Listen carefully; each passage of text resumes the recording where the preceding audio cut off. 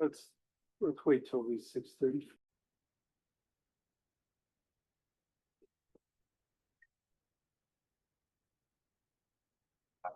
Oh, they're at the other office, yeah. No problem. Oh, you're looking at it. I like, okay. Good. All right, we're on. Has everybody signed in, on the attendance sheet? Have you signed in? All right, good evening, everyone. My name is Mateen Sarsi. I'm joined by my co-chair David Ratner, and we're here for the Housing, Land Use and Zoning Committee. I'd like to start with a call to order. So moved. Second. 6:37. And we have 2 minutes to adopt.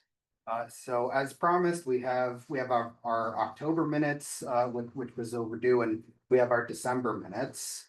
Can I get a motion to adopt them?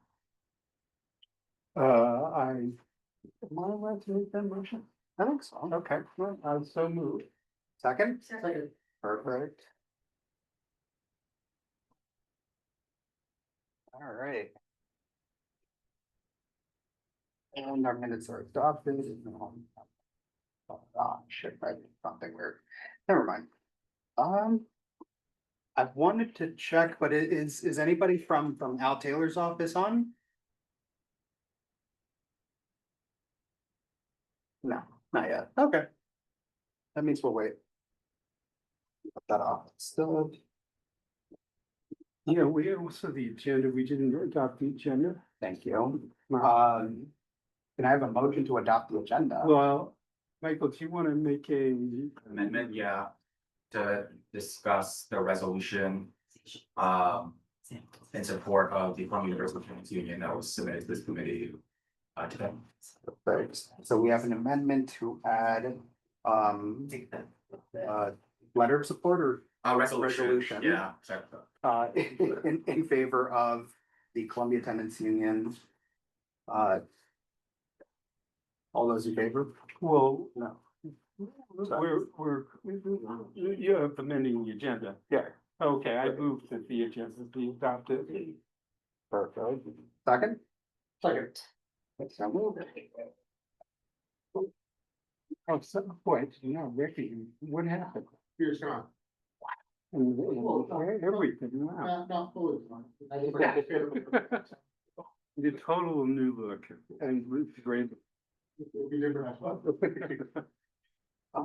So first off, I want to just really quickly bring up the last week, there was a hearing at the Department of City Planning Commission. And this was regarding 1727 Amsterdam Avenue. I want to thank everybody who attended, who submitted testimony, who spoke at that hearing, in addition to our elected officials, which we were joined by Assembly Member Al Taylor, and once their staff joins, I know they'll want to make an announcement as well. At this point, I want to say into the ULURP. At this point, we're now waiting for a decision from city planning. After their decision, the next part of the process will move toward city council, most likely to their land use and zoning committees. And so we'll keep everyone abreast of of the timeline, just so folks are aware, and we could keep that on our agenda moving forward. The next thing I have, this one is really brief, is I have 4 Hancock plays. I have 4 Hancock plays. We brought this up at our last meeting, and this was a discussion about a deed modification that was submitted by a property owner. So this property, and for folks who weren't at the last meeting, this is a very particular property in which the owner bought property from the city. There were 2 lots in this property. One of them houses a old firehouse that was built over 100 years ago during the City Beautiful initiative. This was all part of an idea to, you know, bring about beautification in a way that was reflective of other cities internationally. And so this property has this firehouse, and next to it is an open lot.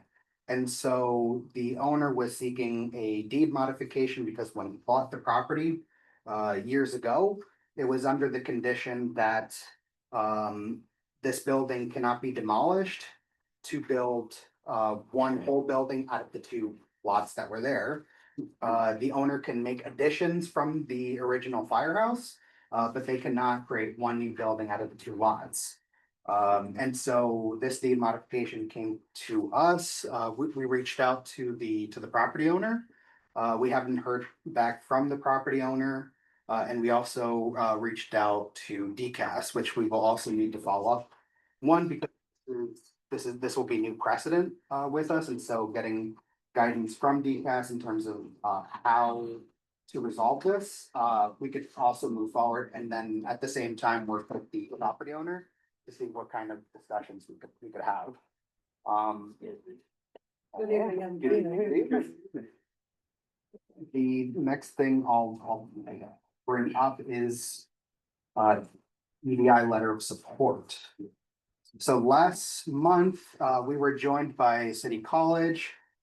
This is the J Max Bond Center for Urban Futures at City College of New York, right here in the district. We heard a wonderful presentation from Sean Riggenbacher and Associates, and this EDI is an Equitable Development Index. So what they ended up developing is a tool that community boards could use to look at essentially to look at different projects that have gone about using city data, and essentially created an index that kind of tells us about, you know, the project feasibility. This tools that looks at different data sets so that we're able to make better decisions as a community board. And knowing that there have been changes to the city charter in order to fast track housing, now more than ever, we need more tools to help us make decisions faster so that, you know, we can change with. And so one of the things that the J Max Bond Center requested for is a letter of support. They are applying for a grant with the Sloan Foundation, the Alfred P. Sloan Foundation. And if they receive this grant, then they'll be able to build out this EDI or this Equitable Development Index program that they have. And it will not only help our community board in terms of making decisions on land use and zoning issues, but it could also help all 59 community boards throughout the city. So we're very much in favor of it. I ended up passing out a letter. There's copy front. All the members of the committee also received this via email. I'll open the floor for discussion. I read the letter. I thought it was a terrific letter. I think this is an incredibly important project, especially for this committee, because we are very often A, under the gun, and B, trying to pull together data to evaluate projects, especially things that come along under the ULURP program. So I think anything we can do to be supportive and to move this project along is certainly a good thing. And I think the letter is well written and achieves that particular aim. So I'm very much in favor of it. Do we know whether this would be available to the public? Well, I mean, I'm retract a little bit. It's currently, if I'm not misrepresenting it, It's still growing in its pilot phase. Yeah. So at least for now, they might like to select few users, kind of test it out. Yeah. Which I'm definitely interested in. But I think this is going to be to actually develop it so it becomes a public tool. Yeah, I mean, it sounds great. I think it's great. Right? Yeah, it sounds great. Just maybe something to throw out there. We do have a community planning fellow, and maybe there's a way that they could get involved in helping facilitate some of this or be involved. I like that.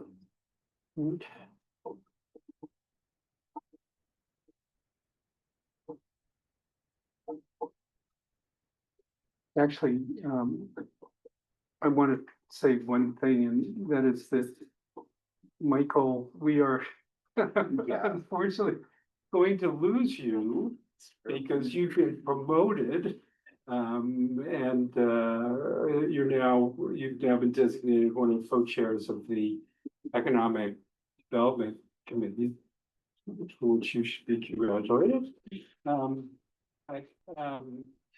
We're losing a valued member, and See, I didn't want to bring it up to not make it real. yeah, I mean, unfortunately, if you had one more meeting, you would have been entitled to a gold watch. But Yeah, tell me that. Yeah, sorry. surprise. Why would we lose it? Yeah. You're all doing culture. It would only be on one. Yeah. Yeah. Co-chair.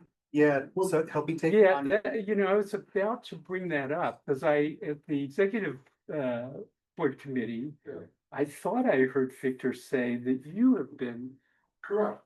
so, you've got to talk to Victor about all this stuff. I mean, No, I can't continue.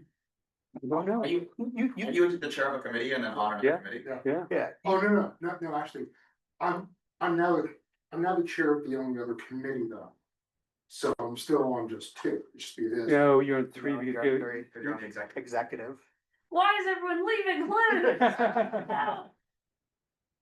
Yeah, Victor kind of snuck that in there, and I was wondering, did I hear this correctly? We're losing two people? I mean, what is going on? I heard. Well, as far as I'm concerned, we're not losing you until we're told. As far as I'm concerned, I'm Okay. not losing my place in the privilege to lead. Okay, Right on. well, that's great to hear, so, you don't get a gold watch. Yeah. I don't know. Yeah. Right on. No, but we really do wish you luck, Michael. It's a very good committee. It needs the support, so I know you're gonna bring in a lot of that with you. Thanks, guys. Actually, if I may say one thing, talking to, Biggie, and also, to Victor, we are trying to encourage folks who want to become public members of this committee. I think Signe had sent out an email to some of the past members, a couple of whom submitted applications. And then it came to my attention, two things came to my attention. One is that in order to become a public member of any committee, you are required to come to 4 out of 6 of the last meetings, two-thirds of the meetings in the prior 6 months prior to your application. Secondly, there is a rule that we cannot have we can't have a number of public members that's greater than the number of committee members. At the moment, and Liz, you correct me if I'm stating anything wrong, I think we have 3 public members. We have you're a public member, correct? Correct. Barry is a public member and Signe is a public member. We're fast losing committee members. So at this point, we have 7 committee members, at least 4 members, 4 potential slots for public members. However, if you're appearing, I mean, we have a sign-in sheet, so we can keep track of who's coming to the meetings from the public. we don't have a sign-in sheet for people who are who are attending by Zoom. So it would be very, very helpful for us if you are interested in becoming a public member, or would like to just keep that open as a possibility, to perhaps send us an email or make yourself known tonight in a future meeting so that we can note it down in our records and can make sure that you meet the attendance requirements. So and I see one person who took me up on that invitation. And anybody else, if they want to put it in a chat or whatever.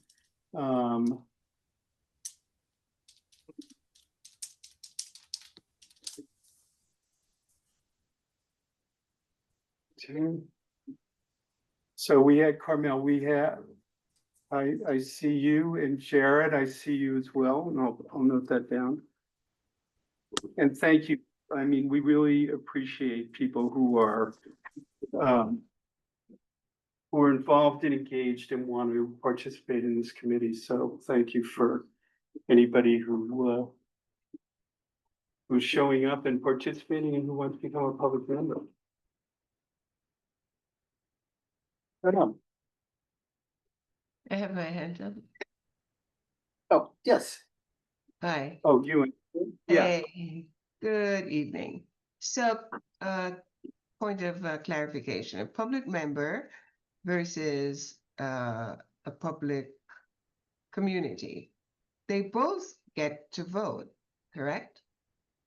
I'm sorry, say that again, because there was a train that Okay, just. point of clarification, difference between, is there any difference between the public member and members of the community? And we're both allowed to vote, correct? Because I know that I've been to meetings where after the committee member, in a voting situation, after the committee members vote, there's a call for vote from the public members, and then a general tabulation of community members.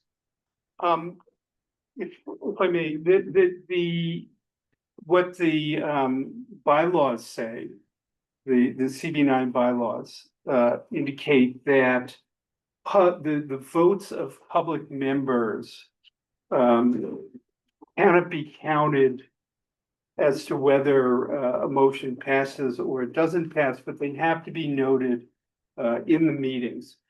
That is not true with respect to community members.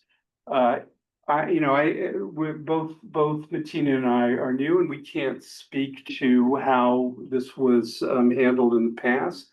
But I know, for example, that when we were discussing the resolution for 1727 Amsterdam, we did take a vote of everybody who was present because we thought that it was important to understand and get a sense of what the community wanted in this situation. And I think that will occur from time to time. That vote was not binding, but I think it did influence us in terms of how the resolution was eventually crafted. Does that answer your question? Yeah, it does. So then, what is the difference between a public member and a member, a committee member, other than you have to be appointed? We have to be appointed a public member as well. Public members have to submit applications. So it's a pretty simple application form. And then it's up to Victor, the chair of CB9, in consultation with the co-chairs to decide whether to grant that application or not grant that application. Community board members have to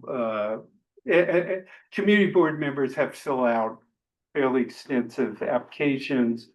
There's an interview process with the borough president, and it's up to the borough president to appoint community board members. Okay, all right. Well, but public members can't vote in general, right? Well, they can. can, but they can vote on every resolution that comes before the board. Their votes will not be counted to determine whether the resolution passes, but they have to be noted in the minutes. The public member. Correct, Right. that's correct. Right. And the main idea behind that is so that, one, it gives us an indication as committee members of what, members of the public who are giving a little bit more of their time to be here to express, opinions, thoughts, concerns. And so for a lot of stuff, it also helps guides us on our decisions. Okay, so it's more like an advisory thing. It's second level. It is.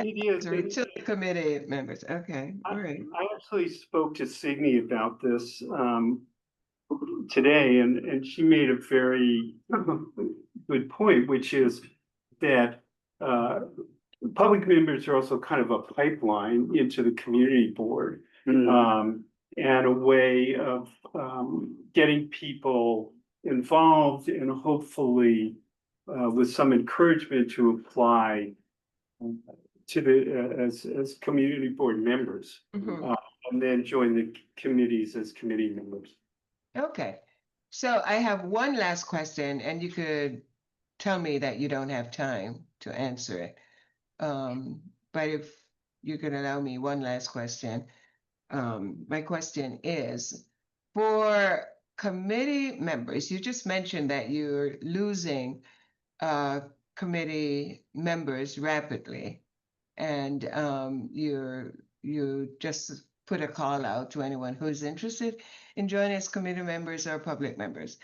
Now, I would like to know, for someone who is interested in being a committee member, a member of the board, and want to go through that extensive interview and application, whatever. For committees, for committee assignments, what are the considerations to assign someone to a committee? I mean, we're in a very critical mode in terms of events and activities, meaning development and issues being discussed at the community board level. And for a committee like this one, granted, we're not asking people to be all land use experts or whatever. Is there any consideration given to the knowledge, I'm not going to say expertise, but the knowledge, familiarity, community engagement on certain issues related to the type of things that Yeah. might come before the board? Is any consideration given to that, or it could just be John Brown who? But may I just, I'm sorry, cut you off only because I think what the question you're asking is beyond either Mateen or me, and it really needs to be directed to Victor because Okay. he's the one who makes the assignments. I believe there are positions that are open. And I think, we all appreciate your concern and certainly been very much aware of your involvement, but I think you need to get in touch with Victor about those. Okay. Okay, I will. I just want to underscore that when people are assigned to committees, that there should be some consideration given to the knowledge that they bring with them. I think there is. But, Yeah, yeah. there definitely is. I mean, for a lot of us here, we have some sort of background in housing, land use and zoning, and we've indicated, our interest as such, and I'm assuming they take that into consideration, which is why we're here. But again, I like piggybacking on Yeah, David. I get it. Speak to Victor. But I was speaking generally. I mean, there are two areas that I'm really interested in this community, and that's economic development, housing and land use, and landmarks and preservation, parks and landmarks. And I would like to think that the people who are making decisions on those committee and reviewing, whatever that comes before them, that they have some knowledge of it and they're doing the right thing for me and the community. Yes. You and hi, it's Alana. We've met many times from, arts and culture and housing. Please apply to the community board when it's time. I'm not sure when that would be, but I'm assuming it's usually earlier in the year. I know we have a new borough president, but I know you have a wonderful wealth of knowledge and so many years working in the community. So please apply to the board. That's just coming from me and a few other people here. So thank you. Absolutely, and when we do get the announcement from the borough president, we can also share that as well, once they do make that available.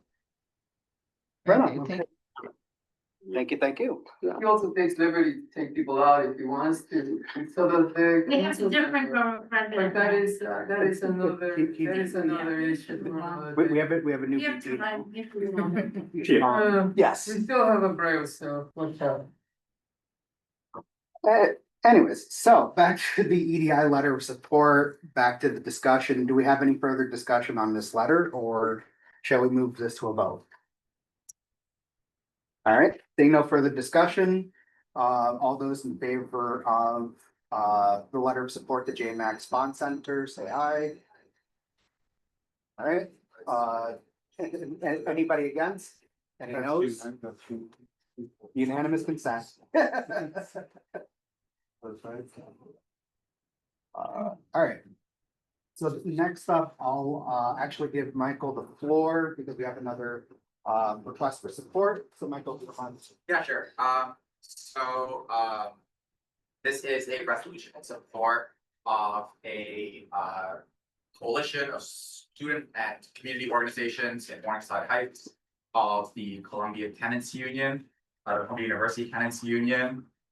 It was largely formed this fall with graduate students, faculty, staff, a lot of undergrads, and partly tenants in Columbia-owned buildings that are not affiliated with Columbia University. So they live in a building that Columbia now owns and have lived there in many cases for generations, and now Columbia is their landlord.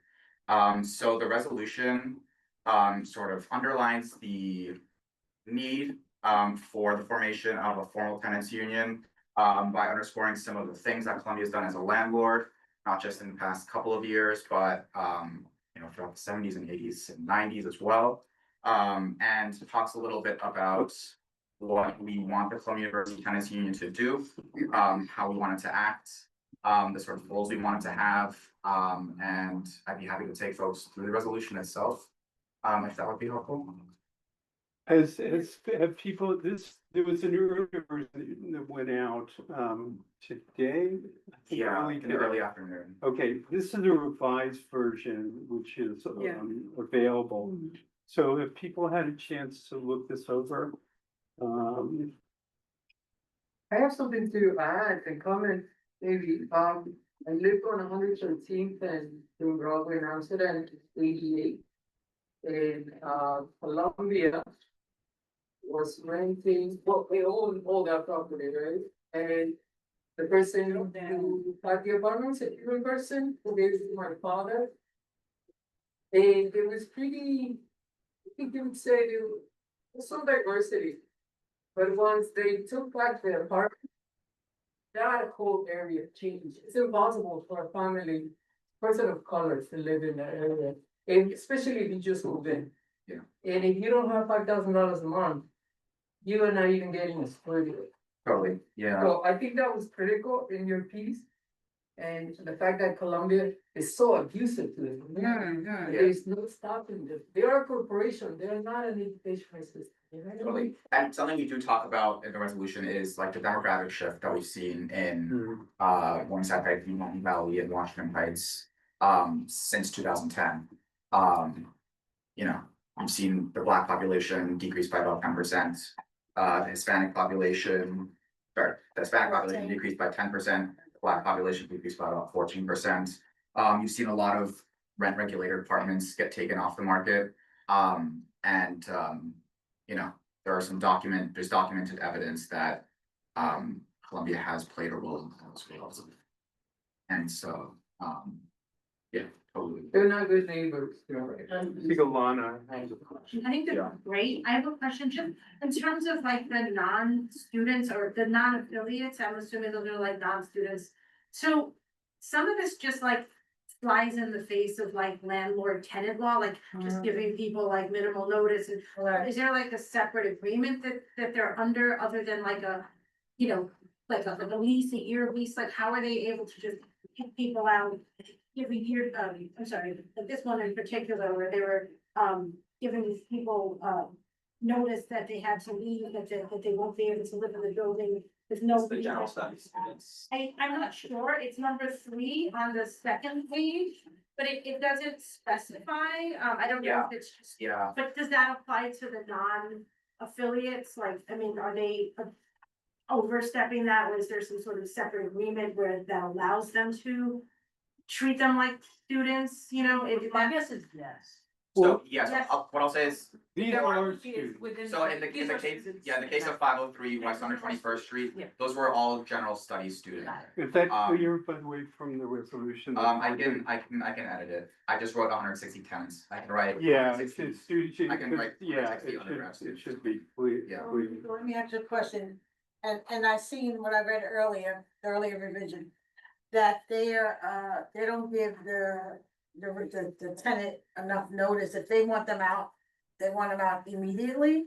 That's Without, what we found in some cases, yeah, so, I think maybe what you're referring to is the spring of 2024, when some students were, disciplined by the university. Yes. For violating university rules, allegedly violating university rules.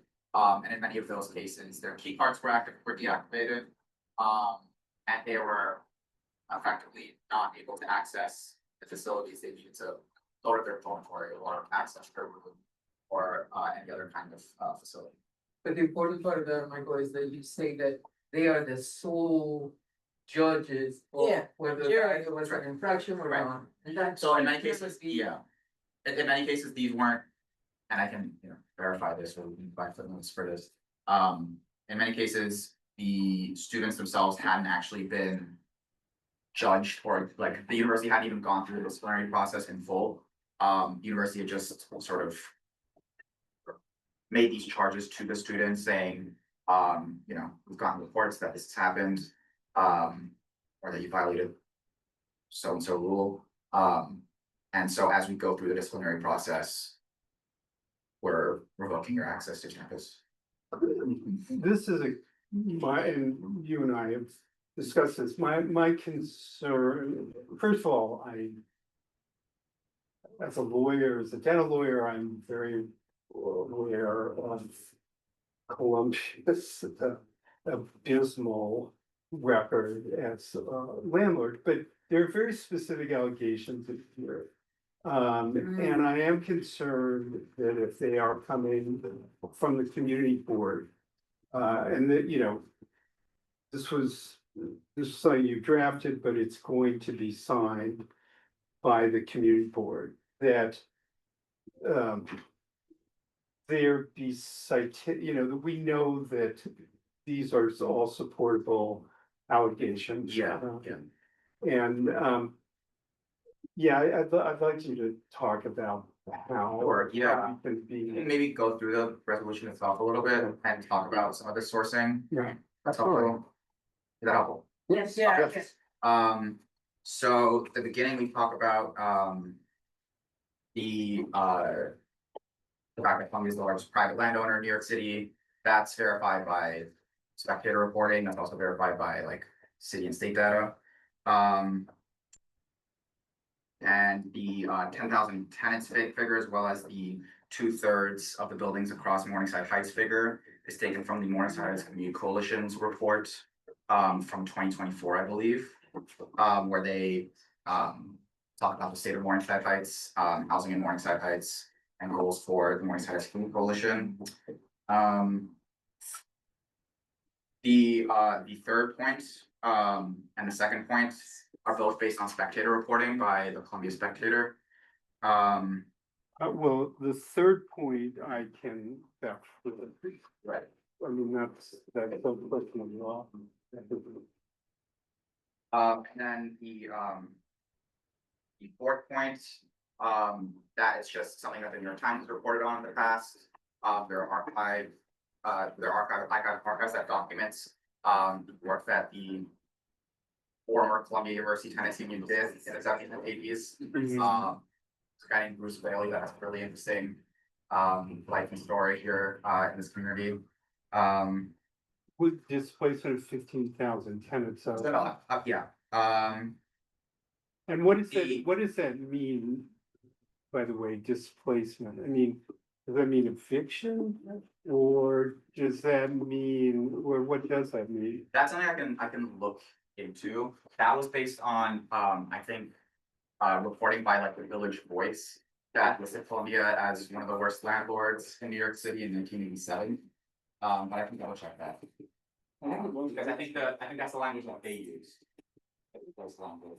And so, Yeah, I'm sorry, Barry, what were you gonna say? I think so those dates, I think it is eviction, because much of them would have occurred between the sixties and 73. There was an amendment to the rent stabilization laws that prohibited institutions purchasing rent regulated buildings from evicting the tenants, which up until that time they had been allowed to do under the law, and replacing them with licensees. Instead, they had to wait till the end of the tenancy before they could then claim the apartment for licensees.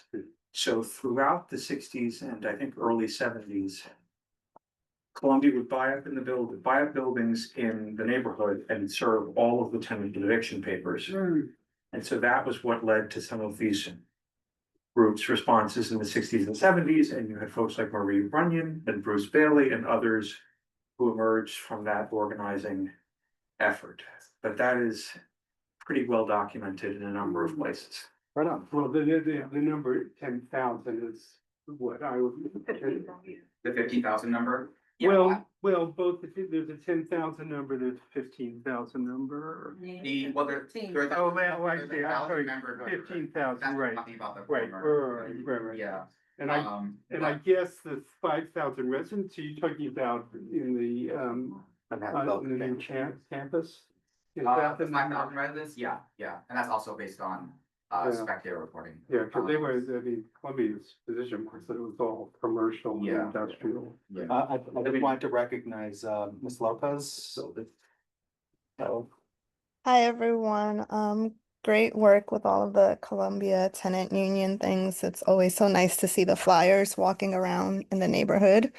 Um, this may be late in the process for me to share this, but just in reading some of the first lines here in regard to the succession rights claims, I felt that language could be tightened up a bit more, where you mention forcing out longtime residents and remains in open litigation to force some tenants out based on succession rights claims.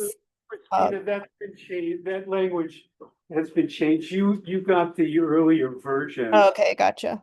What it says now is Columbia University has a long history of buying up residential buildings across West Harlem with the specific goal of converting into unregulated student housing, often forcing out longtime residents and reflexively opposing succession rate claims. Gotcha. Yeah, that opposition to the succession rights language is what I was thinking.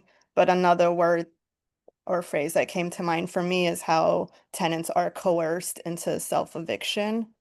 And then lastly, I thought there were a lot of great examples of affiliate issues, but there didn't seem to be concrete examples of non-affiliate, but maybe that's the version I read too.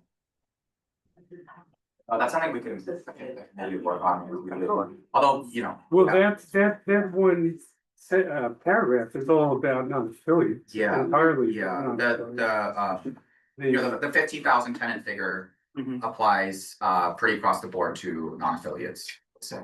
Yeah, Um, I feel like with some of them where you have the building numbers and et cetera, that makes it seem much more real than some of these larger numbers that don't seem specific.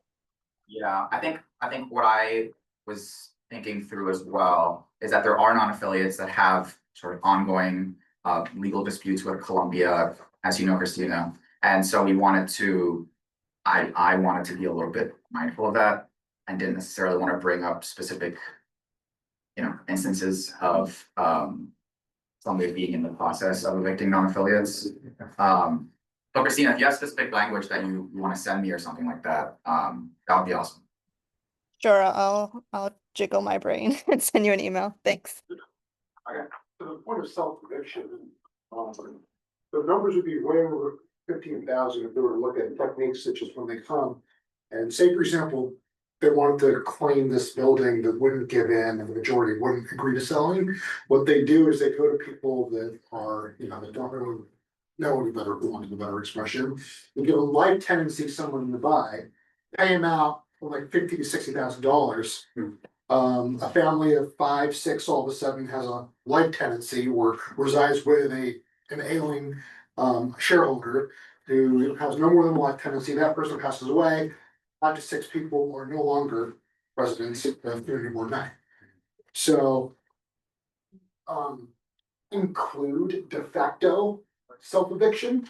That number goes way above 15,000. I think with the correct language, we can, underscore that point more, of course.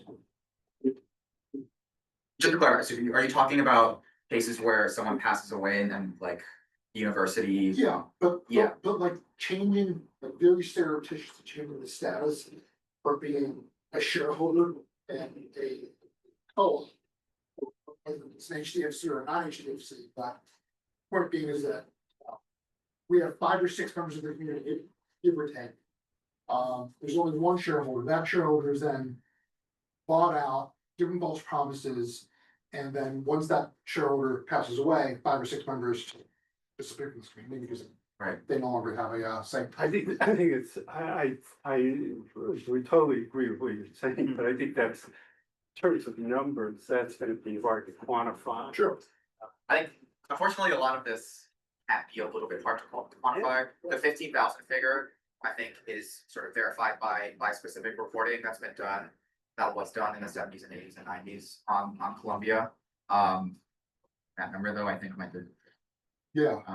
Yeah. No, I wouldn't say any more than over 15,000. I would specify 20 year or something, because I don't have a basis to actually. Yeah.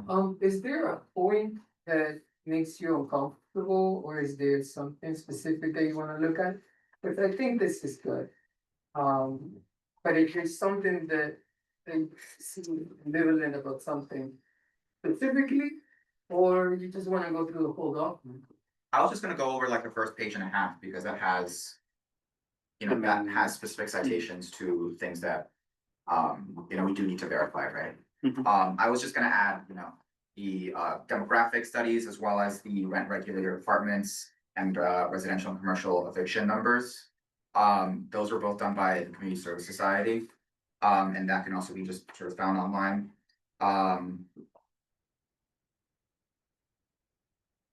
The short notice evictions, we've already talked about, I believe. Is there anything else on the first? Want to talk about? The pay situation is really critical.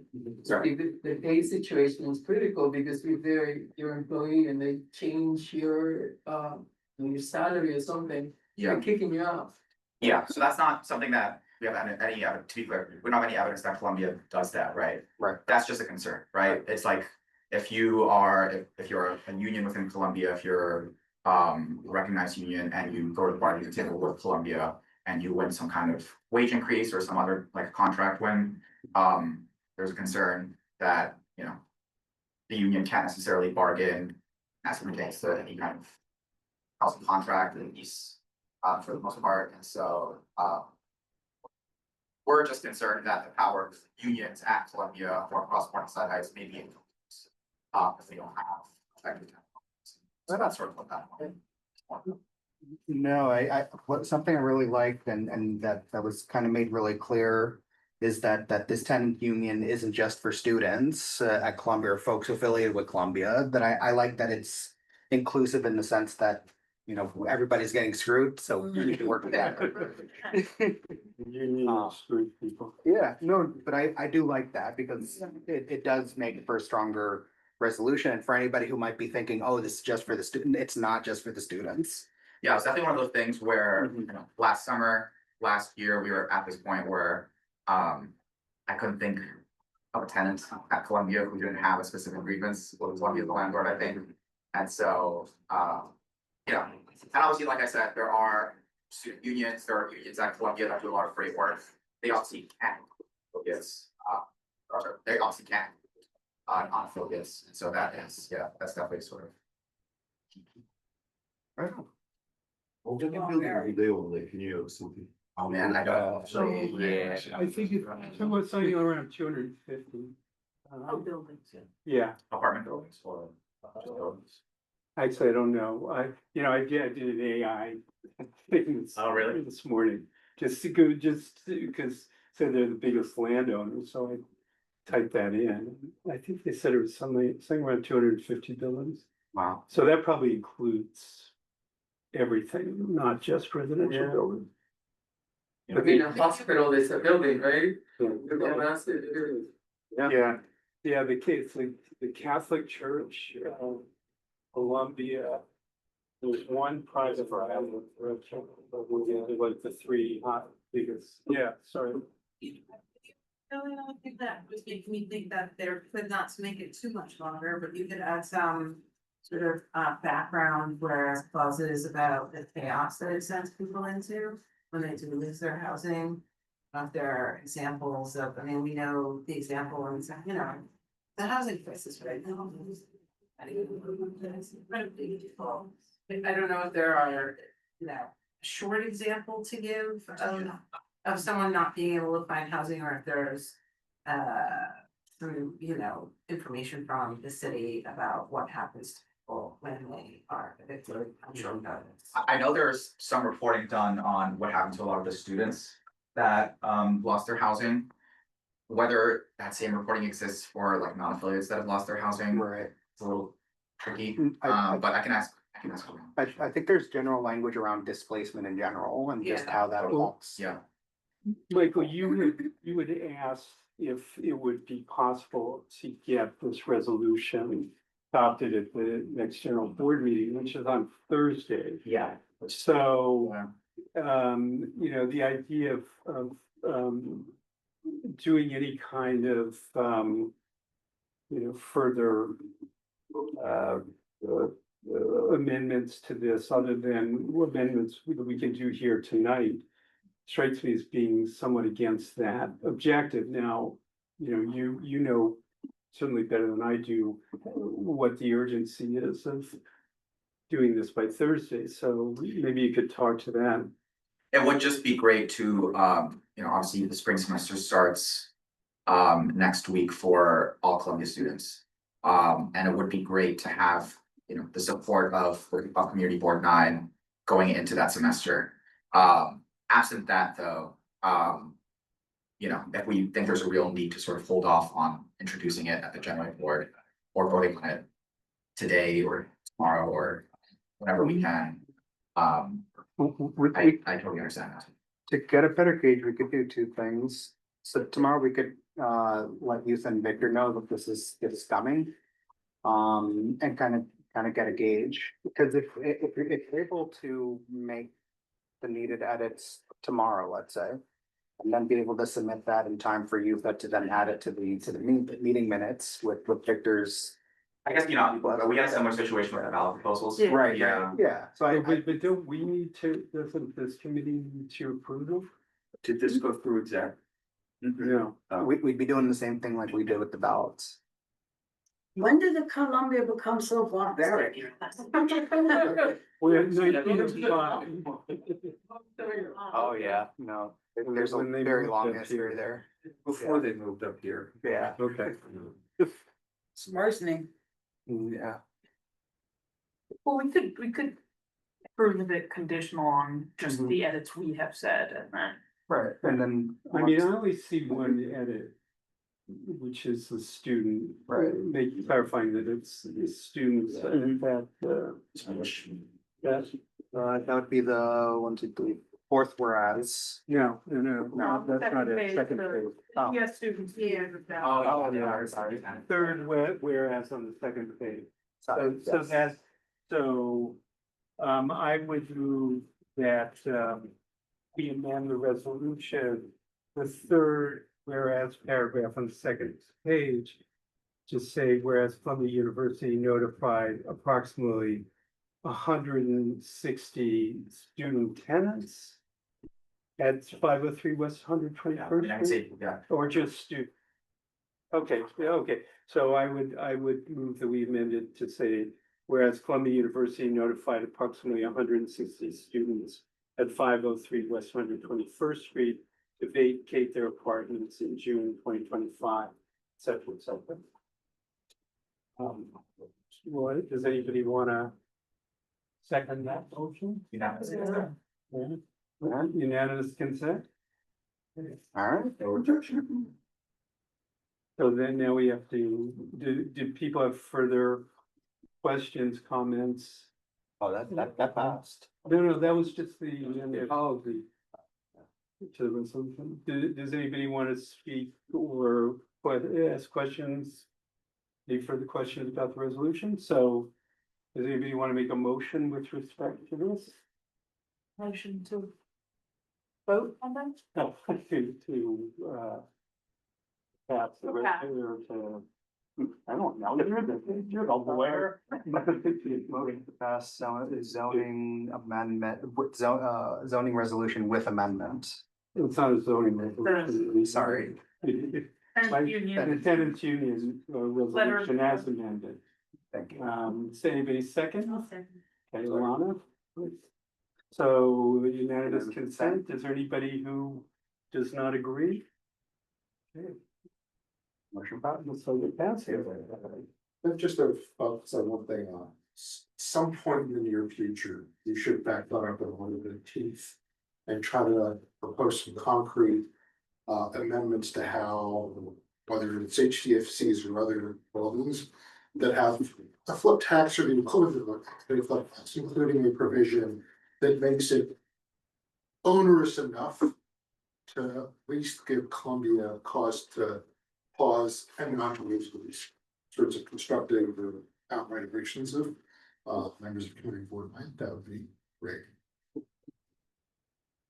Do you still want me to provide like more sourcing or citations or?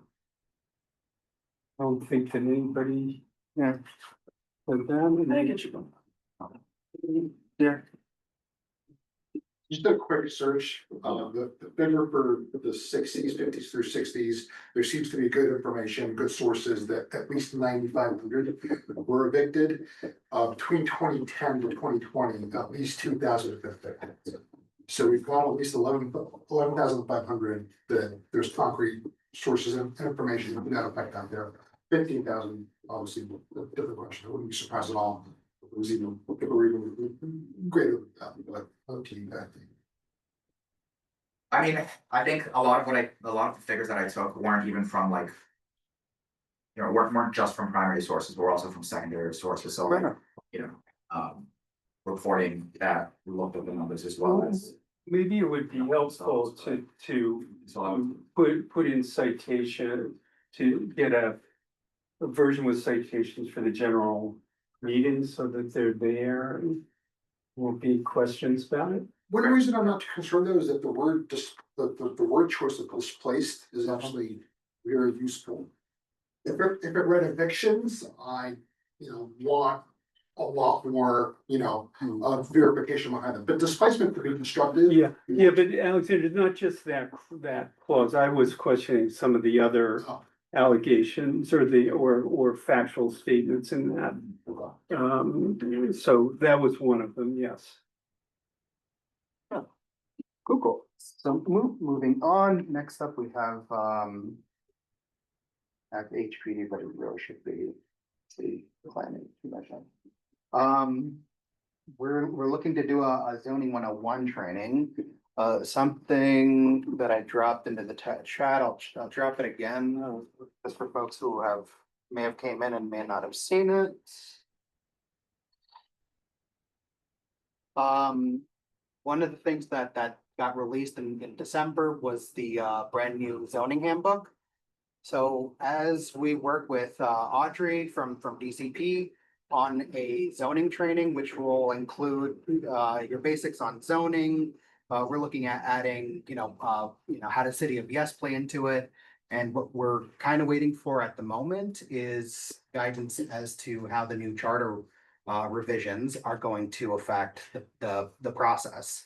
So I think once we get more of that, more than anything else, then I know we'll start moving forward with it with an event.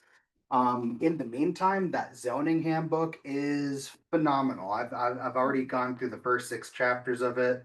The cool thing is, what I like about it is it's a humanizing handbook. Like as you read it, you could tell that it's meant to be absorbed by anybody. So even if you don't know anything about zoning, here's a copy of the physical book. You can get a physical copy of the book at the city store located at Center Street downtown. One Center Street, one Center You Street. can also order it. Yeah, Yeah. you could also order it, or you could download it in the link that I just put on the chat. It's if you buy it, it's $25 Mhm. a copy. Yes. But it includes a little bit of everything. So if you don't know anything about zoning, there's something for you. If you're an expert at zoning, there's something for you as well. So I kind of like that it grasps a little bit of everything for everybody in one book. And it's not too crazy of a book, but it does give a lot of guidance as to websites one could use, as to how, you can look at different examples of how they explain zoning and land use in general. So it's I'm a government nerd, so I'm very excited about books like these. So by all means, please use them. I think in terms of zoning training, we're probably looking at. Well, I have it in my book my calendar to call Audrey on the 21st of January. But Tanya, who was applying for to be a public member, said on an email, I think maybe both of us, that the last time they did this training, they did it on the weekend. I keep thinking it's gotta be done during the week. And I'm just wondering whether that's a better way of scheduling this. So, yeah, I mean, okay, it does show some limitations on my part, I won't. That would be great for me. But is that the general sense that people have, that this would be better to do this? On the weekend, yeah. Probably on a Saturday, right? Not on a. Yeah. Yeah, Saturday. Well, I don't know, I'm hoping that's lawful, but I realize you have to get Audrey to Yeah. sign up, but I'll suggest that we do it on a Saturday. That's true. Well, the other good thing, and I think we were talking with Audrey, is we want to record the training. Right. So that we could not only make this publicly available, so even if you can't make the physical one, you could always look at the online version, and we want to make that public. So I think we'll even look to do a few online Right. webinars. She seemed to be amenable to do that. So we got things to play with. In terms of planning for this year, so this is one event, but if there are other events that you think folks in the community would like to see, definitely bring it up so that we could start, thinking about how to plan these things. I think one thing I saw from Assemblymember Grace Lee downtown was she actually brought the Department of Buildings to her office. And so for anybody who's a homeowner, or just, if you're dealing with the Department of Buildings in general, it seems like there's something one might be able to do where we could actually bring DOB to the community, and folks who have issues that want to talk to somebody from DOB, that might be a really good resource. So you're not going all the way downtown and trying to figure out who to talk to. I have never seen HPD or DOB in any of these meetings. I've been here 3 years. Right on. And in addition to that, we have a new mayor. I don't know if this city of yes is gonna last 2 months. So what are we doing? Oh, it'll last. Oh, it's gonna last, yeah, I mean, it would, because it would take a whole zoning amendment text viewer to undo it. right. Yeah. Yeah. It was the most corrupt administration I've ever seen in this city. They have implemented all kinds of things. It just shows how young you are. Thank you. I heard that, David.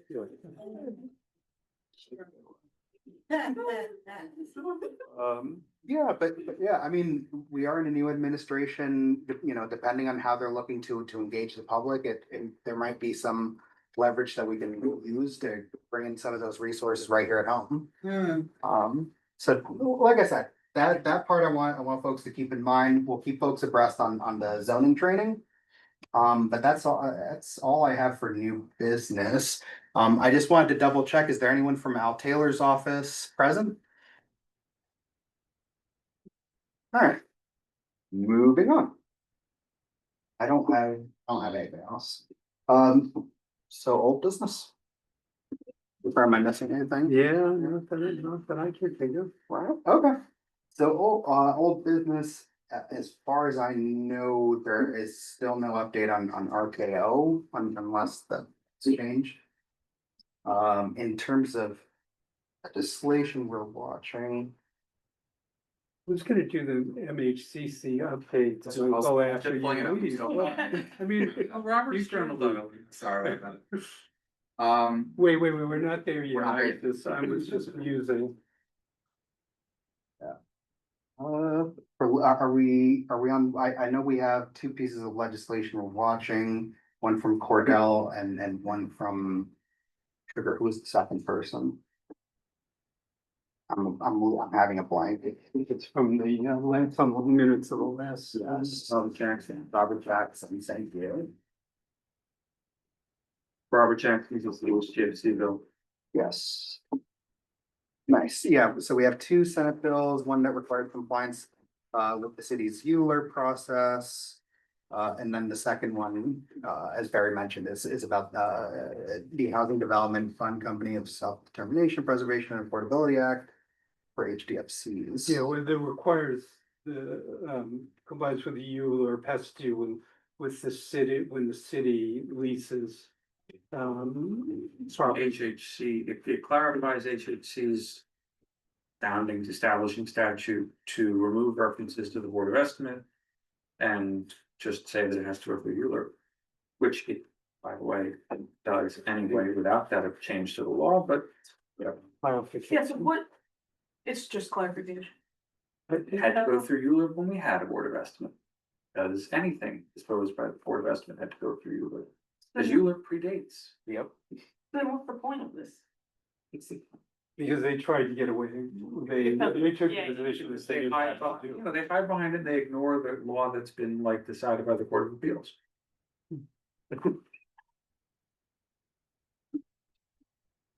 Yeah. Was there any other legislation that we should have on the list to look at?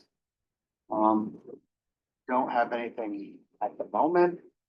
I think now with city council going into session, we'll keep an eye out for anything that might be on the Legistar. No, nothing else. Are we, Did you report on 620 West 155th Street? that's our next one. Oh. So in terms of developments we're watching, so it seems, we did. For anybody who is not familiar, one of the agenda items that we had in previous meetings was regarding 620 West 153rd Street. If you're by the cemetery, you'll tend to see this building kind of sticking out. So as it looks like a decision was made, the what do you call it, the BSA granted the landowner their request. Their use variance, or their Their area variance, variance. yeah, so that building will continue to stay up and With no concessions. no concessions. Yeah, they made a point of mentioning the community board when they said, no concessions. So this is only like, and we want the community board to know that we're not, Yeah, 'cause they don't do that. I mean, I'm the one that was like. well, whatever, but. Is that telling developers? You know, this process, Faith thing was pretty critical in that, that it probably wouldn't fly again because it happened this one time. That's my guess. you know, it's a really bad precedent. Yeah, I don't know, from the very beginning, the Board of Standard Appeals was not enforcing its own regulations. They never filed an affidavit of service, which was supposed to start the clock running for the community board to do, to make their recommendations, and I pointed that out to them. They didn't seem to care about that. In my opinion, they did not enforce their zoning resolution in this particular case. As far as I can tell, this is the first, I mean, there have been instances where developers justifiably relied on mistakes by the buildings department in granting permits. But this is the first case that I can see, and I haven't exhaustively researched it, where the developer in its plans basically misled the buildings department in saying that this development was as of right, and the buildings department accepted that. So this could be a really dangerous precedent. Buildings did not do its due diligence. Clearly not. Yeah, listen, they're overstretched too. I mean, I think they do rely in large part on. The FAA of city agencies, no one can self-certify. But my question is, so is it possible to file an Article 78 regarding a BSA decision? There is, I mean, there are two avenues. One is to do reconsideration. And the other is to do an Article 78. However, in Article 78, certainly you have to show that you're affected, there's somehow within the zone of affected. We didn't get, we were deprived of. I don't know. The other question is who's gonna do it, I Right. mean, Yeah, yeah. you gotta hire a lawyer, you got fees to pay. It's a somewhat expensive proposition. And, yeah, I'm sorry, go ahead. Oh, I'm sorry. She was raising her hand. Okay, so I wasn't here in December, so what happened? Yeah. Well, there was a building, a developer of a site at 153rd Street, 620 West 153rd Street, who went to the Department of Buildings with plans to build a 28-story building in a zoning lot that actually allowed only a 14-story building. And the buildings department reviewed the plans and they granted a permit incorrectly. The developer then built a building that was twice as tall as what was allowed in that site. A member of this community board sitting in the front row, scrolling on his phone, somehow determined that a mistake had been made. And, It was during the city of yes hearings. oh, is that right? We were going through and reading the code line by line, you guys. Somebody. And we all were, but Okay. yeah. Anyway, Barry found Thank God for that. found this out and alerted the Department of Buildings. They revoked the permit. And then the developer filed an appeal with BSA, Board of Standards and Appeals, claiming hardship that in order to which makes, I mean, it makes sense in a lot of ways because in order to comply, they would have had to have torn the whole building down. And it was, if not fully tenanted, it was more than, yeah, it was mostly tenanted. So, under the BSA, and under the BSA procedures, the community board is allowed to make a recommendation on this variance request, and we ended up recommending that the variance be denied, basically on the theory that what really should happen here is that the developer should have been made to go back and try and get a change, what's called a spot zoning change. So a zoning change for just this one plot of land, which would have required the developer to do a U-loop, and at that point, there could have been some negotiations about concessions that the developer would have looked at.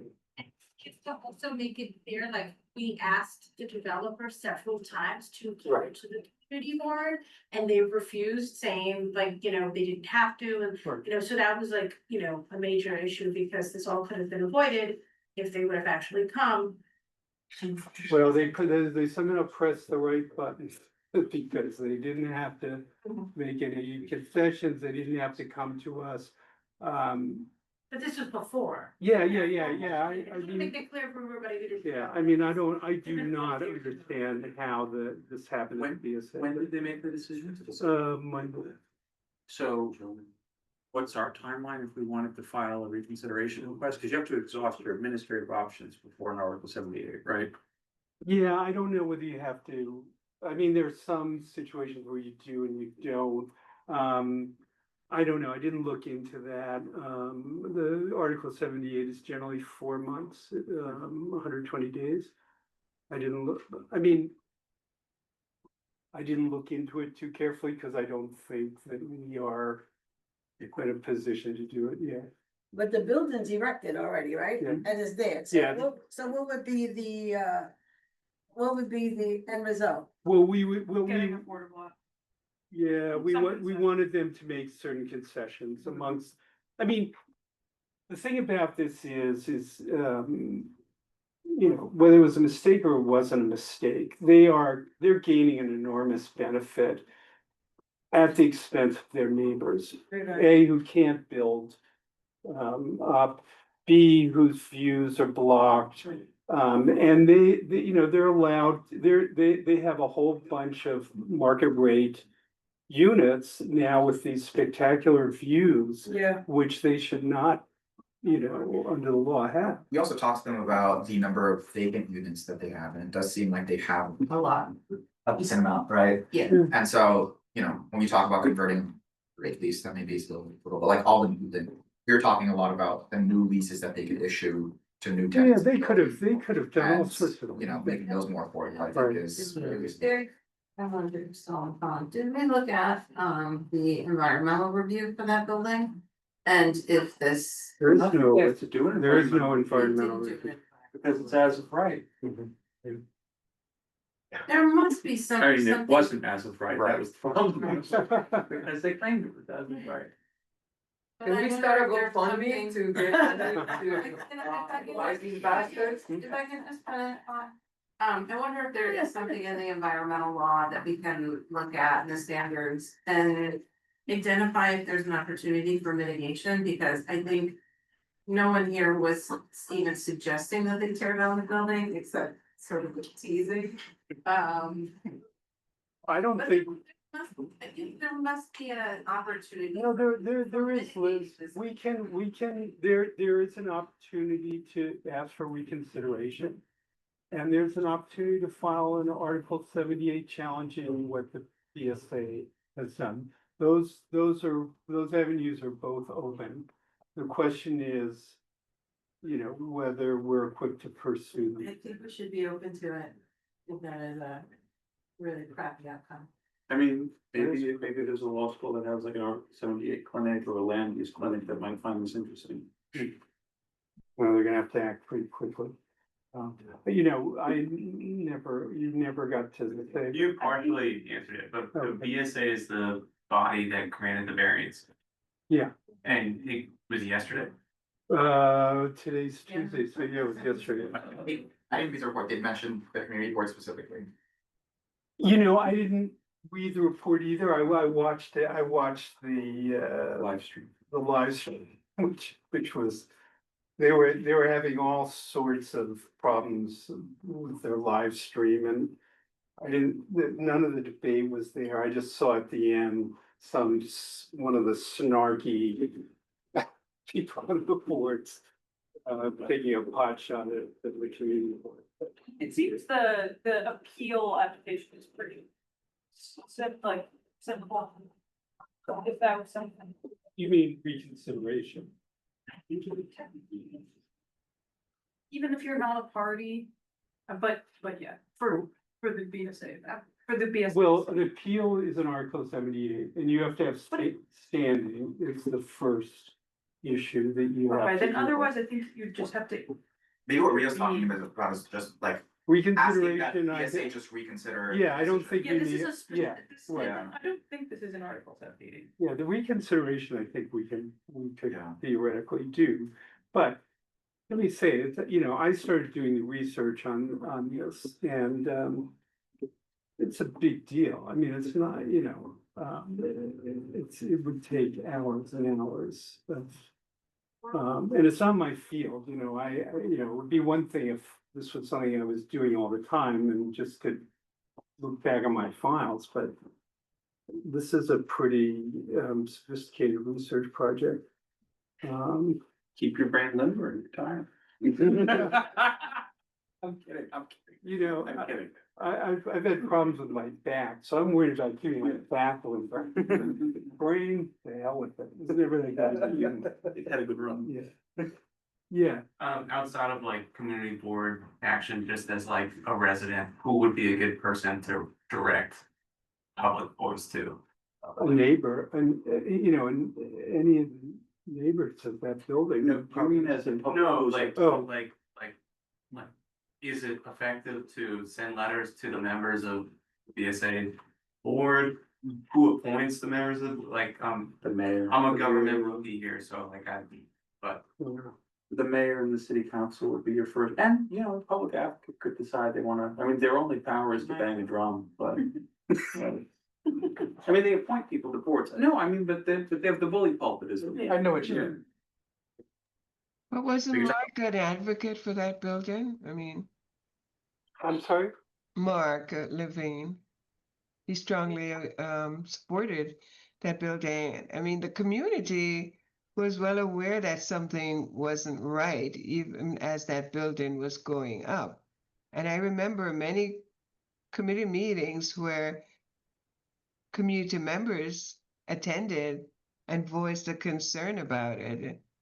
And I don't know, I seem to remember being told the community being told it's as of right, and Mark approved, the project. I don't remember that Sean was Nobody approved there the at that project. time. Nobody approved the project except DOB because they only would have to do that had it gone through Euler.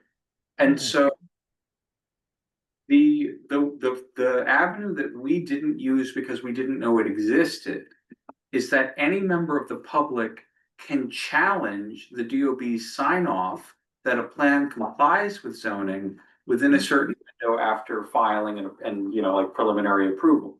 And the DOB, in their apologies to the community board when this was discovered and audited, offered to conduct a training for the community on how to do that, which would be interesting if That's funny. insufficient.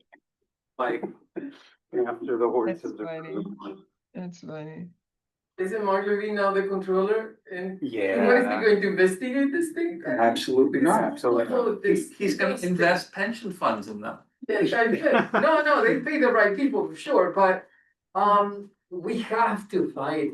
We have to fight this because it sets a really bad precedent, And it shoves it in our face that these people are able to talk to us like that.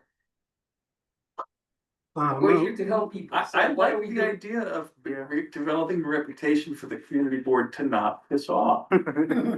Like, I'll just stay quiet. healthy Just stay- reputation. Yes, sir, yes, man. What about the public advocate? I mean, is this the kind of thing that?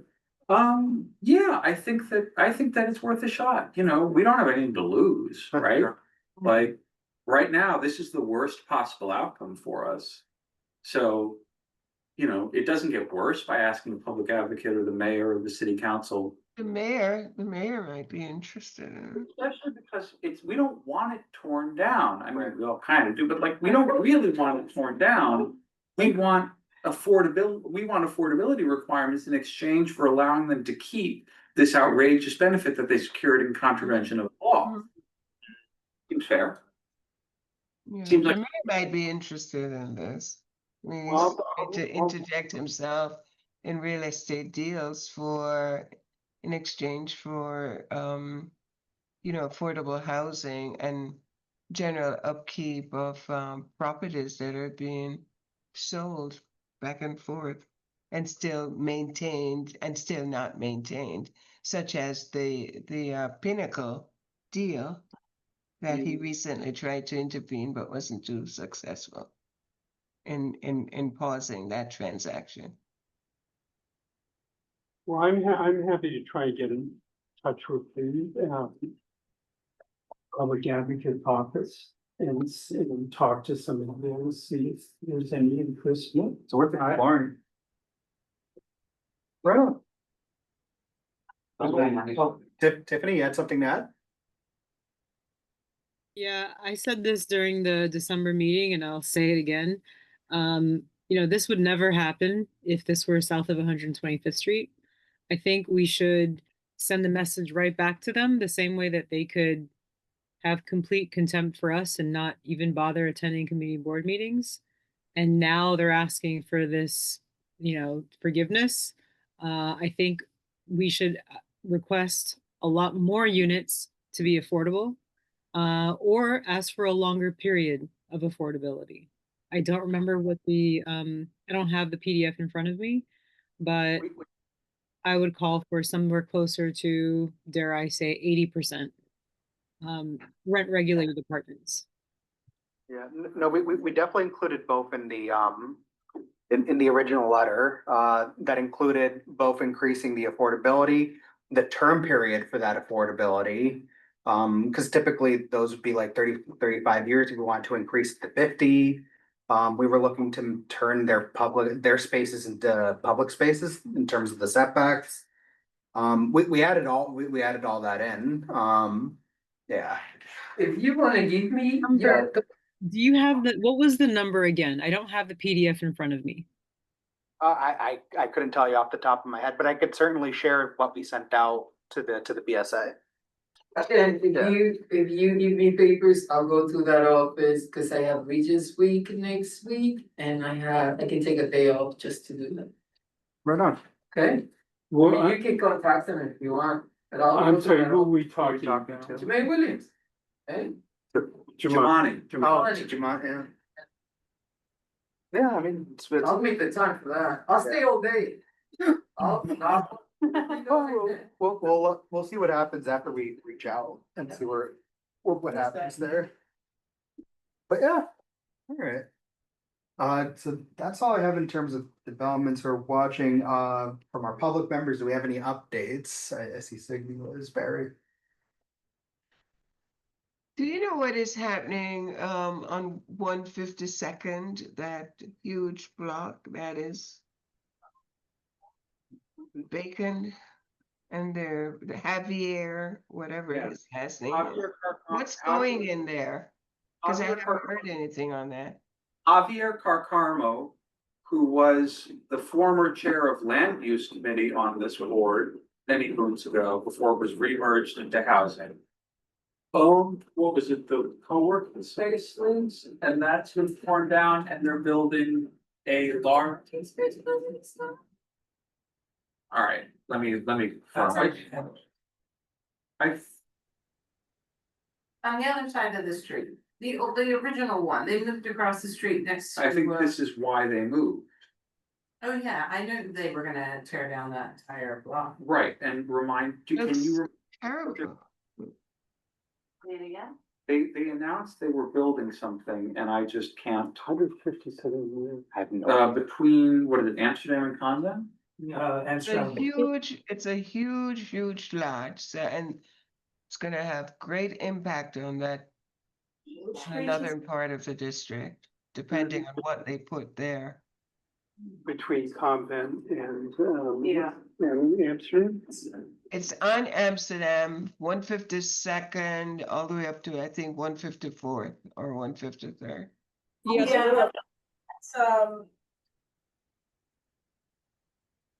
is it Amsterdam and Convent?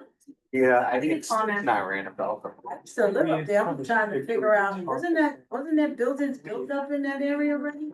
Oh. Yeah, it's a block that had the health center on the corner. Yeah, it's the one that they tore down the health center and the Harlem Collective, but they're across the Right. street now, right? Yeah. Yeah, so that was maybe a year ago or so that we learned about it, I think. And But I what's believe going there? What's going? I believe market rate housing, if I'm not mistaken, but we should double check. They built the building right on the side of there. It's the visual is not, I Yeah, have to that's look at what the I'm- block and lot exactly. and see if there's any violins in there. Two other developments that we should keep our eyes on. Mhm. Keep my eye on them. One is 142nd Street. And the row houses that were torn down, nothing has gone up. Riverside. On Riverside Drive. I haven't looked at DOB now in a while. But I will put that on my list. Absolutely. The other one is the cantilevered proposal over Amtrak. I had reached out to Amtrak earlier this year when the for sale signs went up on the building. After they got their Euler approval. To find out if Amtrak had signed off on the project before they decided to sell it. To understand whether if somebody buys this property, that the Amtrak approval is already there. And people are just no longer, the same people are no longer at Amtrak. I think was the issue when I said, this has been going on for so long. So. I think we need to find someone at Amtrak to find out. So They gave their approvals. their lobbyist called me. Maybe around Halloween, or maybe a year before that. Time has gotten really swishy. But basically, the message, almost word for word, was the developer has not reached out to Amtrak. Amtrak has not spoken to the developer. Amtrak has no interest in speaking to the developer, and Amtrak will not allow that development to go forward because it shares all of the concerns the community board laid out in the resolution. That was the message.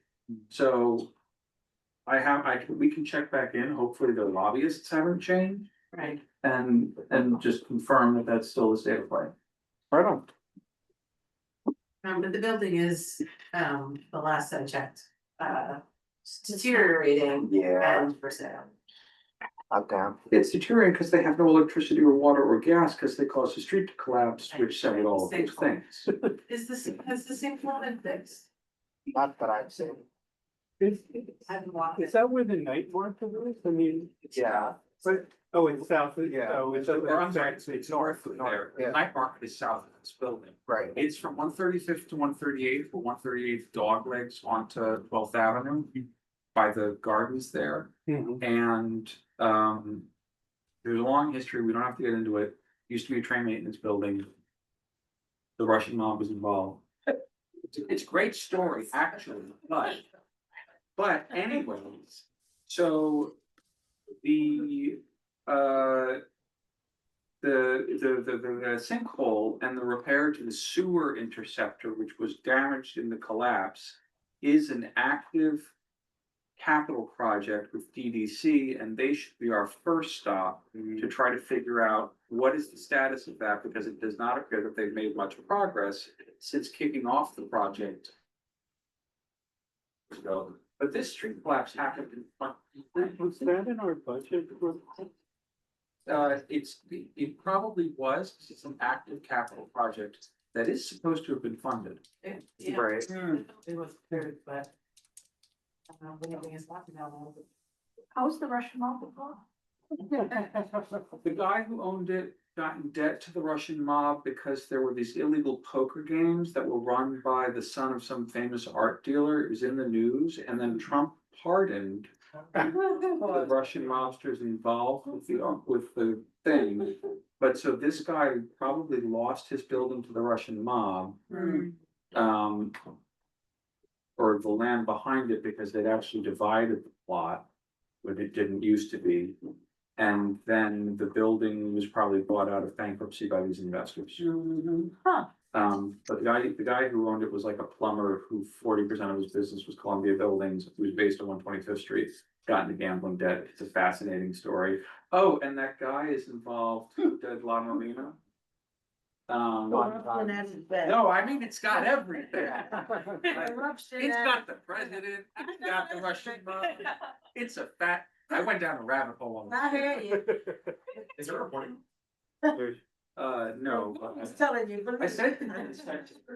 Telling you better believe me, Yep, for sure. right on. Do we have any other public member updates? Perfect. All right, I'm going to go on to NYCHA. So we actually have two things on NYCHA. The first one was brought to us by the chair, Victor. So We Act, for anybody who's not familiar, is an environmental advocacy group. I know they do a lot more than that. I'm oversimplifying. They're based out of this neighborhood, and one of the things that they do, it seems like on a monthly basis, is they have a committee specifically on NYCHA. And so Victor was asking if we could have a member of the committee attend those meetings. I definitely will go, All cause right, I sure read up on it, and I was saying, well, where were you at? Well- Where was we at when I needed them? So the first one's on the 26th Of this month? of this month. I'll go, by hook or crook, I'll be there, okay, so, all right, we'll share the info with you. I'll definitely be there. Nice. Cause I'm saying, I see that they were at 1854 Amsterdam Avenue, second floor, we at the environmental justice. So when I start reading up on this, since 2018, I've been fighting with NYCHA before God. Yeah. So I mean, yes, I will definitely be there, Right on. yeah, The the 26th, you say? 26. We'll send you the I whole, think it's 6:30. something like that, yeah. I think it's online, Oh, I believe. There was a link. Sure, so. Yeah, we could share it abroad. But yeah, Victor definitely wanted somebody going to the meetings, just so that we know a little bit more about what's going on there. Where I'm gonna need your help, David, is Victor also wants NYCHA involved. I can't because I work for them, so I'm going to work with, I'll let you know, but you and youth are gonna reach out to NYCHA instead. Okay, okay, will you tell me what I need? to Yeah, do? I'll send you the wording. Okay, Cause ultimately it's two things. The first part was knowing that we have Rad Pack, so folks who are not familiar. We have two immediate developments next to us, one being Manhattanville, the closest, and then across on 125th, we have Grant Houses. These are both public housing buildings. But they're both under very different programs.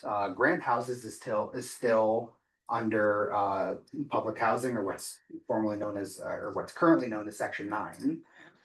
And then you have Section 8, which is what's currently happening at Manhattanville, in which NYCHA is specifically leveraging these Section 8 dollars. In addition to other funding sources to do a rehabilitation of the entire campus. But instead of residents being in section 9 public housing, they will now be section 8 residents. And so with that, they will lose any status that they would have as a NYCHA resident. Because the property would then turn over into private management. And any social services that NYCHA would typically provide is gonna be deferred to a nonprofit, in this case, Goddard Riverside, from Manhattanville. So we have these two buildings. The conversion for Manhattanville has been underway for a little while now, but we know that there's some issues around a lot of the work that's being done, to the point of it affecting the boilers, the heat that's currently in the buildings.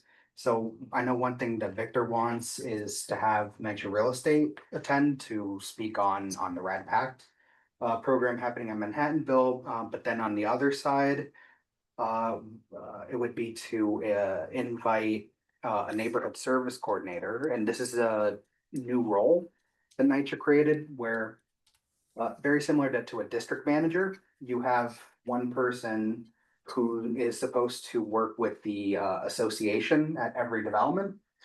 In this case, this person would typically have about 5 to 10 developments. And their role is to support the association as well as other things in NYCHA. This is a reworked role that they're still trying to figure out, but I know we want to invite that person here just to kind of hear, what their role is, how they could work with us and how we could work with them to make sure that they're doing good work, because What's this implemented? September. Yeah. From what I hear, it seems like they're currently a lot more property management heavy.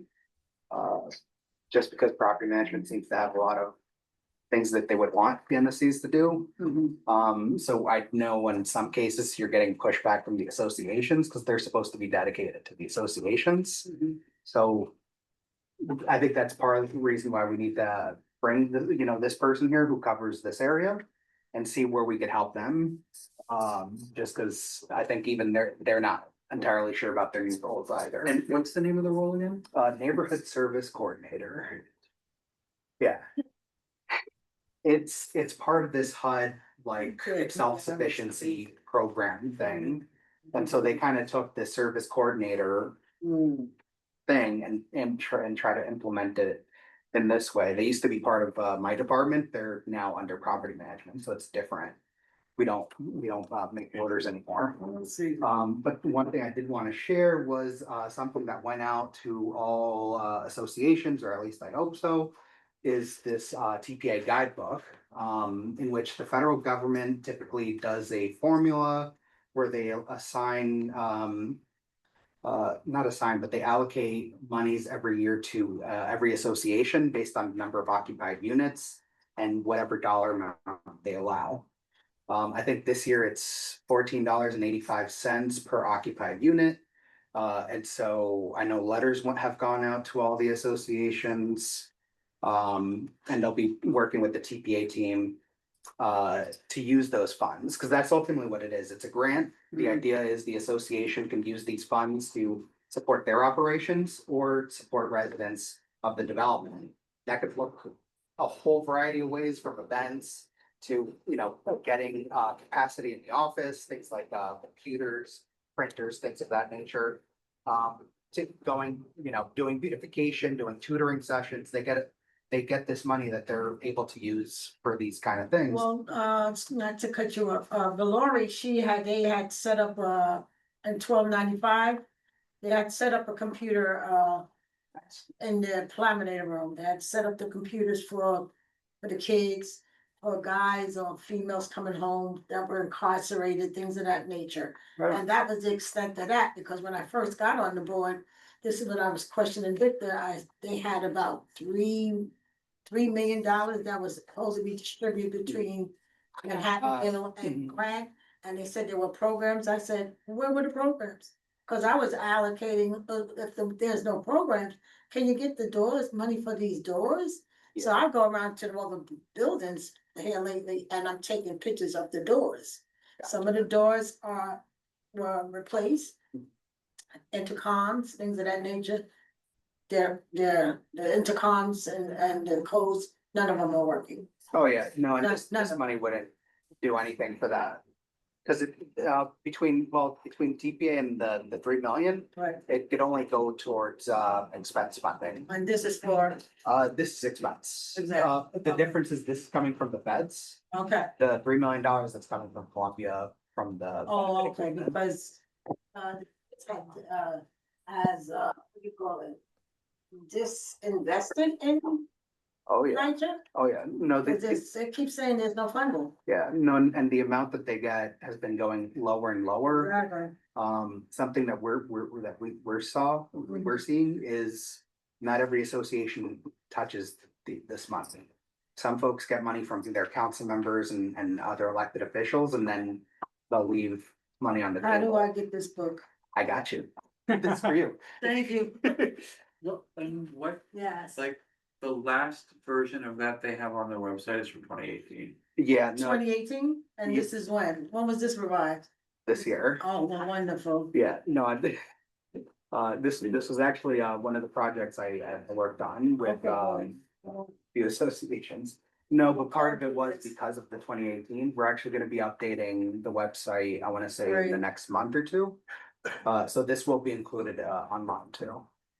But, at least for now, as far as I've been, at least from what I've been told, they distributed the same ones to all associations, so. Mhm. Miss Thornton should have one, I think the treasurer, I think they also gave an Yeah, extra cause I was just asking, cause I told you guys at the last meeting, she wouldn't be back until March, cause she's having a baby and she had some other personal. Issues, I just found out today that they have a meeting.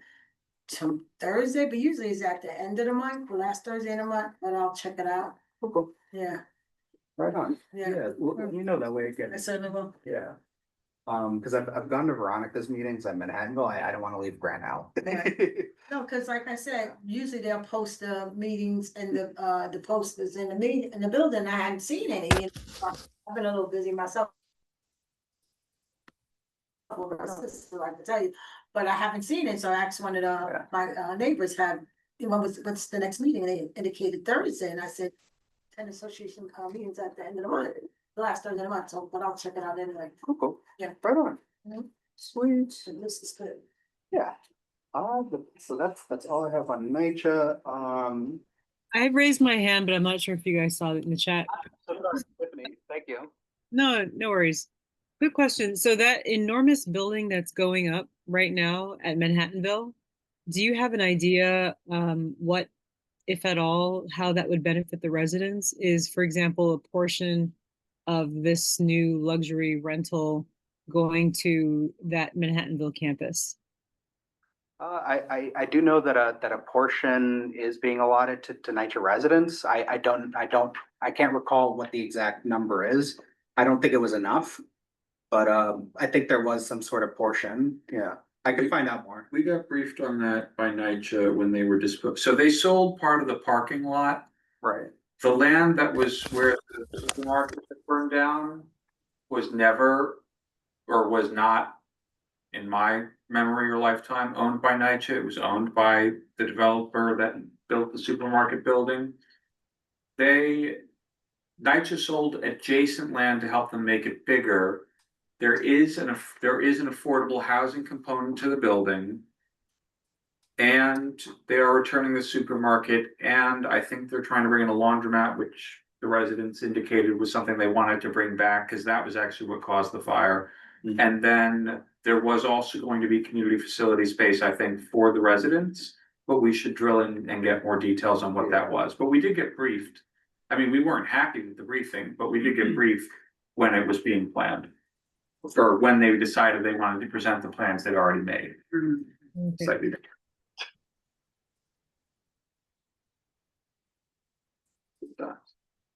Right on. Morningside Heights Community Coalition. Just two short updates. So you guys may have seen that like last week, Ashley sent out an email regarding applications to live, I think it's 259 109th Street. Oh, it's a walk up though, that's a walk up, cause I was saying, all right, let me get out of that building I'm in. But then I realized it was a walk up, Oh, so yeah, and I'm 73, I'm not walking up. sure. I'm walking up. Those are, Say you're not 70. All my life. My life, right about now, yeah. But those are, units that, MHTC worked really hard to make available. They're in Columbia building, something, yeah, in a Columbia building. That's a Columbia owned building down there as Columbia well? building Oh, that- my They're goodness. vacant units in a Columbia building that MHTC, Broadway Community, groups of Morningside Heights worked really hard with. Columbia to, or that they make those available to. Folks that live in the area, so if you live in the area, if you know someone who lives in the area, look for an apartment. Yeah, I posted on my Yeah, Instagram. just look, okay, perfect, yeah. There's Look for Ashley's email as well. Because I figure like young people who are looking for an apartment, because the rent range was like 500 and something. It's So- a rent stabilized lease, yeah, and it's That like, was cool, but the walkout welcome wasn't stuff. happening. But there's a limit, there's a deadline. for- The deadline is January 30th. Yeah, Yeah. And then it'll be like a sort of lottery system for What is the who income gets the apartment. restriction? I don't. oh, I didn't read into that. But the I rent. was wondering, because I was looking at it for the income, and I didn't see. It doesn't appear to be a Yeah. restriction. Yeah. Yeah, I might have to look for it before I send it out. Only other update, MHC is having a rally next Tuesday as well, with more information to come. Regarding, some gates at Columbia still not being open, a few other things. The flyer will be sent out for the. Yeah, I heard that they were very seriously considering opening the gates up until the. Up until the shooting at shooting, Brown. yeah, and they said as much, in being shoots, so. Yeah, they re-implemented. Originally, they had locked also their buildings and you had to tap to get into the buildings. They had rolled that back in preparation of kind of, I think, loosening restrictions. And then they put that back on the buildings after the rain thing. But do we know what happened with that lawsuit about the easement? I'm on that one. I don't, I'll ask again for an update, but I think, I don't think the joke is ruled on yet. It's not. But it's not- in a good place. It's not, it's not looking good. I think there's, with the new mayor, there might be some kind of reconsideration of the law department. But very unclear. MHCC is having another meeting with, Columbia administration to talk about some of this stuff. So maybe we'll have an update on the gates at the end of the month. Perfect. Do we have any updates on Till? Right, I think contractors were selected for the first round of conversions. Under the new funding system, I would have to double check, but we should ask. I'll ask for Till Coalition. I don't know. I remember reading their updates, but I forget now. Sweet. All right, do we have any? Items? I don't see any. All right. I don't see anything further. Do we? 4:30. Right, I know, I'm like kind of shocked. Do we have any announcements? Anybody wants to speak before we adjourn? You know, this is, I just like to say, this is great. Yeah. Yeah, And it then- was. And it was great to see so many people here and so much participation. This was wonderful. I will remind folks, and you probably already did it, but that if you want to submit written testimony regarding 1727 Amsterdam to the City Planning Commission. Deadline to do that, I believe, is like noon on January 20th. I think I should know, yeah, it was Tuesday, January 20th, and it was not end of day, it was before end of day, so. right on. I strongly encourage anyone, whether or not you testified in person, to submit your testimony via the written portal. Sweet. Is there a deadline for submitting any kind of response to the BSA decision? I think it's at a few months. Like I'm not talking about articles, so. The reconsideration. Reconsideration, I'll take a look at that and, I'll try and send something out tomorrow, the next day. The sense of when we're gonna get a decision from CPC. They're gonna go the next, On the 21st? no. They need a week, to review all the solutions, and then their next voting meeting is, well, their next voting meeting hasn't been scheduled. Yeah. The second, the 21st is already considered.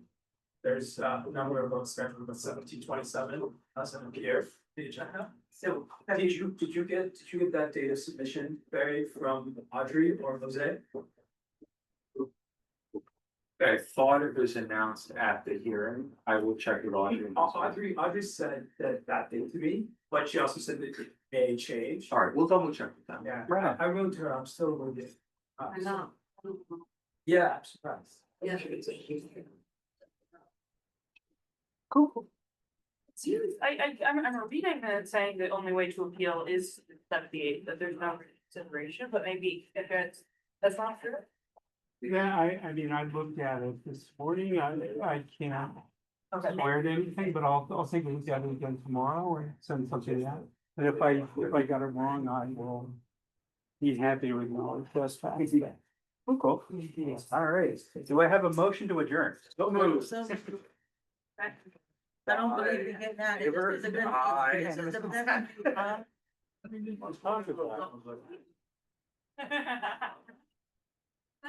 even know when it's gonna happen. Good night, y'all. Thanks for making it all happen. I got it, Good night, everyone. Oh my God.